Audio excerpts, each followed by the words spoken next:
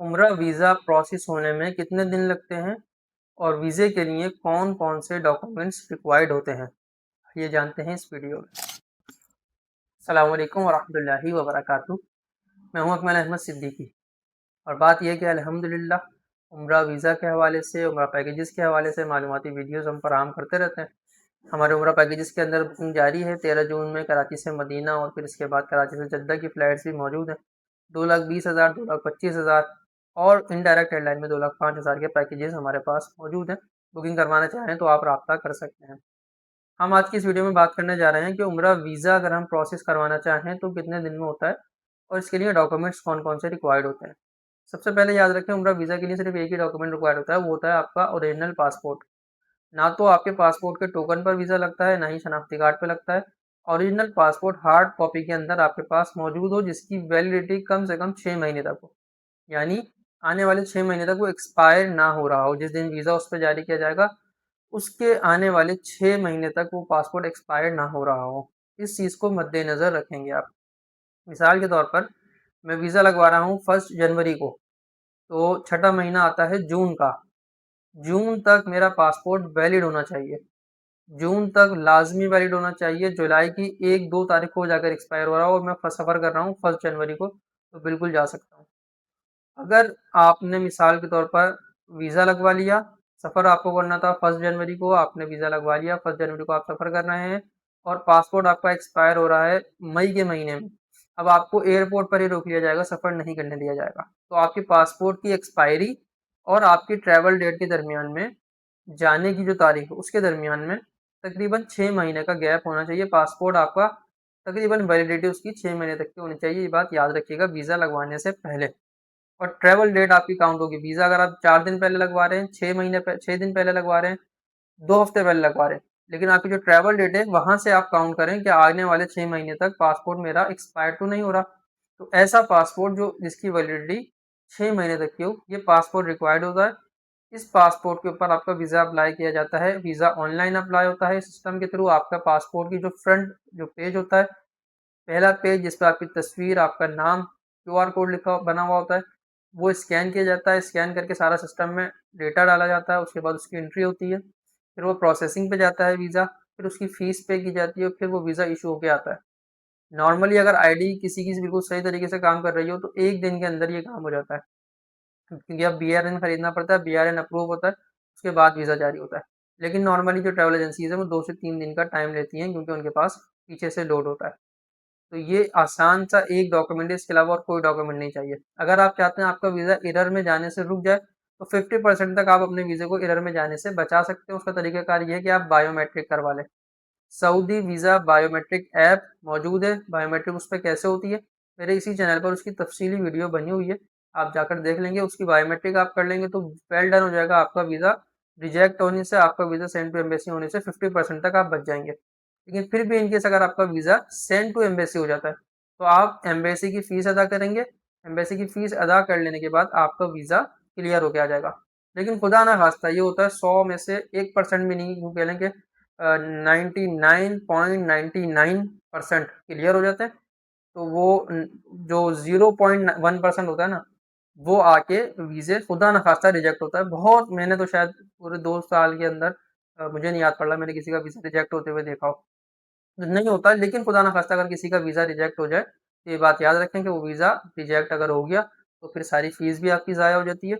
नए सिरे से फ़ीस लगेगी, नए सिरे से वीज़ा अप्लाई होता है। लेकिन मैंने जैसा कि कहा कि मैंने तकरीबन पिछले 2 सालों में मैंने एक वीज़ा भी रिजेक्ट होते हुए नहीं देखा। हाँ, सेंड टू एम्बेसी के चांसेस होते हैं, तो उसमें अल्लाह ताला का करम है कि सऊदी गवर्नमेंट ने ये आसानी रखी है कि आप send to embassy visa clear करवा सकते हैं। सऊदी एम्बेसी में आप फ़ीस जमा करवाएँ, फ़ीस जमा करवाने के बाद आपका वीज़ा क्लियर हो जाता है।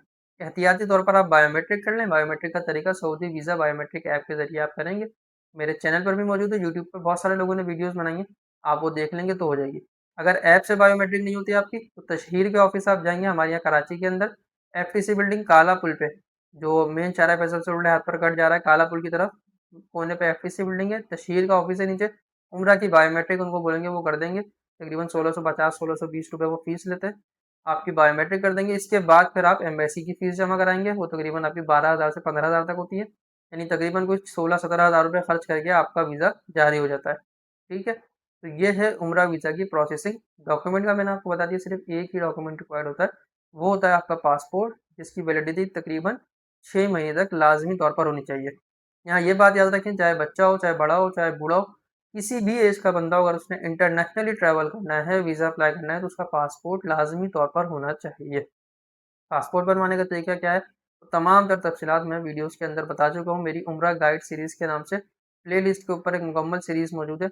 अगर आप उम्रे का इरादा रखते हैं और अभी कुछ भी नहीं किया है, तो तफसील से एक मरतबा उस सीरीज़ को मुकम्मल तौर पर सुन लेंगे। इंशाअल्लाह बेइंतहा फ़ायदा होगा, बहुत सारी चीज़ें सीखने को मिलेंगी। तो फ़िलहाल उम्रा वीज़ा के हवाले से ये बहुत सिंपल सी बात है, वीज़ा अप्लाई हो रहे हैं, वो इंशाअल्लाह आने वाले दिनों में शुरू हो जाएंगे।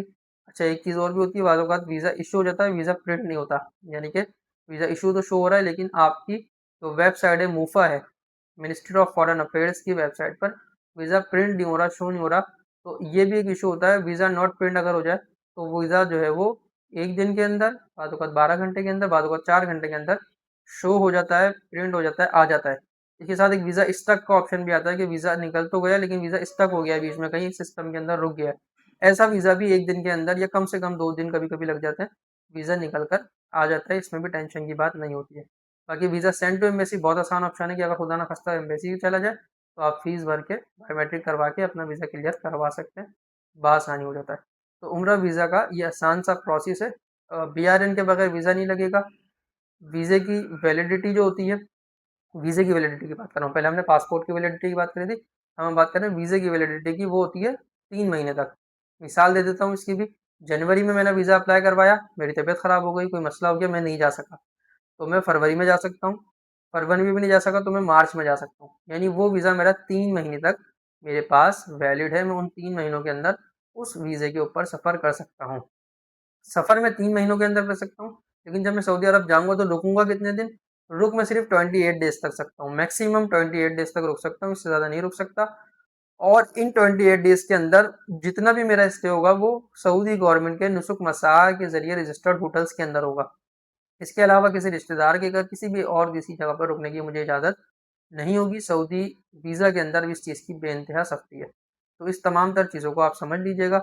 आसानी के साथ उम्रा पैकेजेस बुकिंग करवाना चाहें, वीज़ा अप्लाई, दीगर तमाम तर फैसिलिटीज़ हमारे पास मौजूद है। ऑनली वीज़ा इस तो कहीं भी मौजूद नहीं है। वीज़ा लेंगे, वीज़े के साथ आपको मुकम्मल पैकेज लेना है। आने-जाने का टिकट, होटल की मुकम्मल बुकिंग, ट्रांसपोर्टेशन और वीज़ा, ये 4 चीज़ें लाज़मी लेंगे तो ही आपको कुछ दिया जाएगा। इसके अलावा इंडिविजुअल कोई भी वीज़े के लिए राब्ता ना करें, बराए मेहरबानी, हमारी तरफ से मुकम्मल तौर पर माज़रत है। खाली वीज़ा, इंडिविजुअल वीज़ा किसी भी शख्स को नहीं दिया जाएगा। वीडियो मालूमाती लगी हो तो आपको इस चैनल को सब्सक्राइब कर लीजिएगा, हमारे इस वीडियो को लाइक कर लीजिएगा, और मज़ीद मालूमात के लिए अगर चाहें तो बेल आइकन को भी प्रेस कर लें, ताकि आने वाली वीडियोज़ की नोटिफ़िकेशंस आपको मिलते रहें। बहुत शुक्रिया। अस्सलाम वालेकुम व रहमतुल्लाहि व बरकातहू।